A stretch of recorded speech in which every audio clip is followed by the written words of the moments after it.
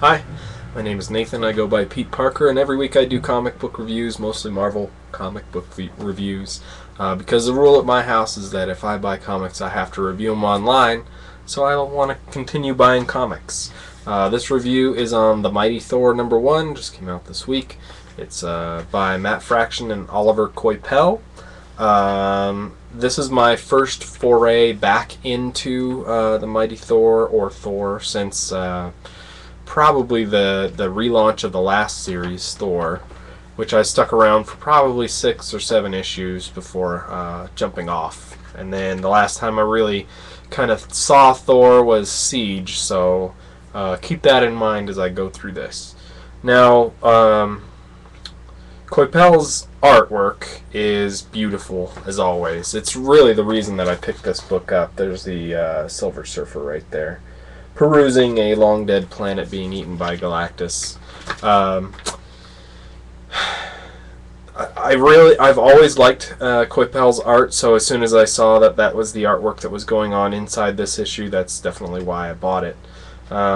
It's kind of interesting to see what's happening with Thor and the Asgardians in general, since after Siege. I didn't really know that Odin was back, except for from Fear, or what is that called? Fear, or whatever the main thing is right now. #1, that he was in there and he was mad that Asgard was all destroyed. And I didn't really know that Loki had been changed into a kid, and that the world tree had been split in two, and all this stuff. So this was kind of hard to catch up with a little bit. I mean, I don't know the Asgardians as well as a lot of Thor fans do already, but I know the major players, and I generally know where they were, maybe a year ago. So it's really, I had to read the front matter to be able to understand what was happening before this, and I'm really glad I did, because I would have been completely lost through the rest of it. I probably wouldn't even have recognized Loki as a child in here. So what's happening is 2 stories in this book at the same time. One is happening in, well, 3 stories, I guess. The one is in Broxton, Oklahoma, where people are having a crisis of faith about there being live gods on Earth, and having generally a lot of fear going on in the world leading up to the event that we all know about. And all the scenes that happen in Broxton are basically inside and just outside of this church, where everybody's congregating to kind of figure out what they believe right now. Then you have another story of the Silver Surfer looking for new places for Galactus to eat, and I think I've heard somewhere that he's going to go after something in Asgard, so maybe that's the World Tree explosion beam of light or something, or maybe they're going to eat Asgard altogether. I don't know. I heard something like that. So, and then the third story is Thor and Sif going down to try to fix the World Tree being broken. I guess Odin sent them down to the bottom to get the World Heart, which I guess is an item that we've seen around the Marvel Universe a couple times. I haven't really kept up with it, but apparently this is that was the seed of the World Tree in Asgard. So Thor and Sif get down there, and they think they can handle everything, and then some big creatures come out and attack them both, and they almost die, but Loki jumped down there at the last minute and helped them out, and then they carried Loki back.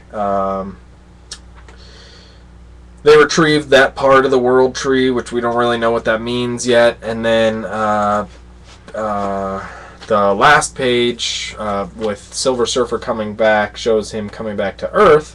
And there's the light that's probably coming from Asgard that he probably sensed the energy of. Apparently the light being given off there, the energy being given off there, could sustain Galactus for centuries or something. So that's why they went after it.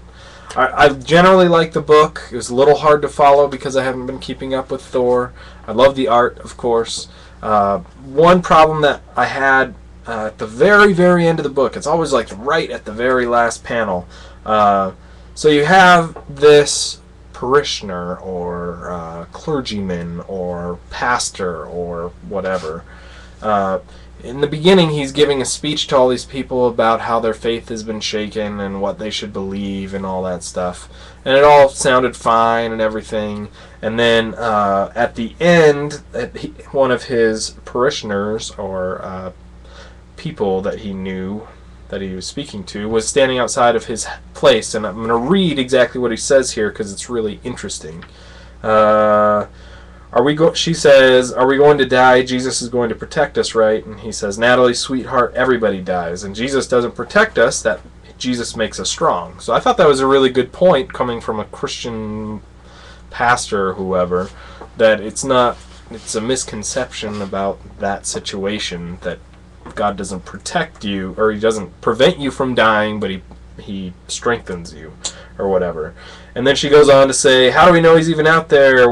How do we know that when we pray we're not talking to ourselves? And that, like, since the beginning of time we've only been talking to ourselves. And he's like, Natalie, it's okay, take a deep breath. What you're describing is a very crucible of faith, right? These questions you're asking, how we answer them, that's how we define our beliefs. Again, really great. That sounds like something a parishioner, or the guy in charge, would tell her, right? A man of faith.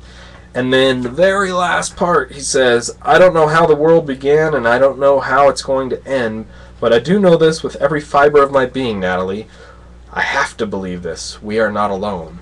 And that last part is told with the Silver Surfer on page. So that's probably a dual thing where he's talking about that he knows that there's a God out there who takes care of him.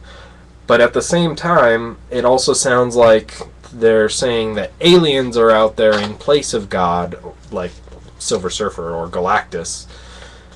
And that last statement just doesn't sound like anything a priest would say to somebody who was having a crisis of faith, even if he was having trouble of his own. I don't know how the world began, and I don't know how it's going to end, but I know this with every fiber of my being. I have to believe this. We are not alone.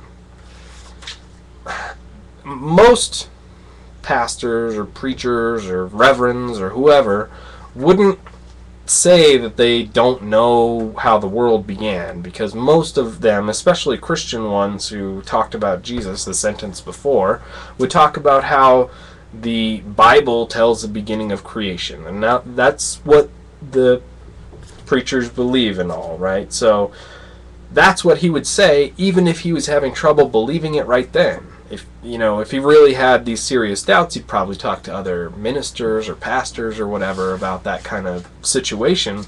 But he'd never tell somebody that he's shepherding that he doesn't know what's going on, or that his faith is shaken down to the core or whatever. It's really crazy. And maybe it's done as a point to show how much fear there is in the world right now, and how much the Asgardians being right next to Broxton has really changed a lot of people's perspectives. I mean, if I met Asgardian gods or Norse gods that were real people, maybe I would have trouble, in my own beliefs, understanding how that all fits together. So that's a really interesting aspect of this, but it's also kind of delving into the whole religion area where generally, the big name comics, Marvel and DC, try to stay away. It's almost like politics. It's like the two things they don't really talk about. So that was my only real problem, and it was at the very end of the book. I mean, I didn't really follow a lot of what was going on, and there wasn't a lot of it that was really interesting to me, but you can see that in this book it's laying the groundwork for what's going to happen in the series.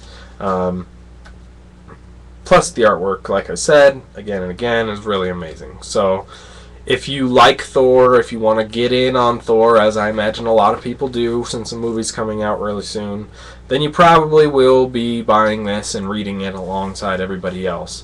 But I don't think that there's a lot in this book that really tells you about what's going on or what's really happening. It's all groundwork stuff. So, plus, if you listen to this, you probably don't need to buy it. But anyway, it was good. Because I like the artwork so much, I'm probably going to give it a 4 out of 5. There's nothing in it that really makes it a 5 out of 5, but I certainly think it's an above-average comic for sure. So check out the rest of my reviews. I'm going to be posting some more online tonight, or whenever this is. You can follow me on YouTube as Spidey207, or you can check Twitter as Peteparker, or there's all kinds of other places. The Marvel Database, DC Database, iFanboy, Comic Vine. I try to post these things all over the place. So if you like them, let me know. I'll keep doing them, or try to talk my wife into... if you don't like them, I'll try to talk my wife into letting me stop doing them if nobody likes them. Alright, so thanks for listening, and we'll talk to you next time.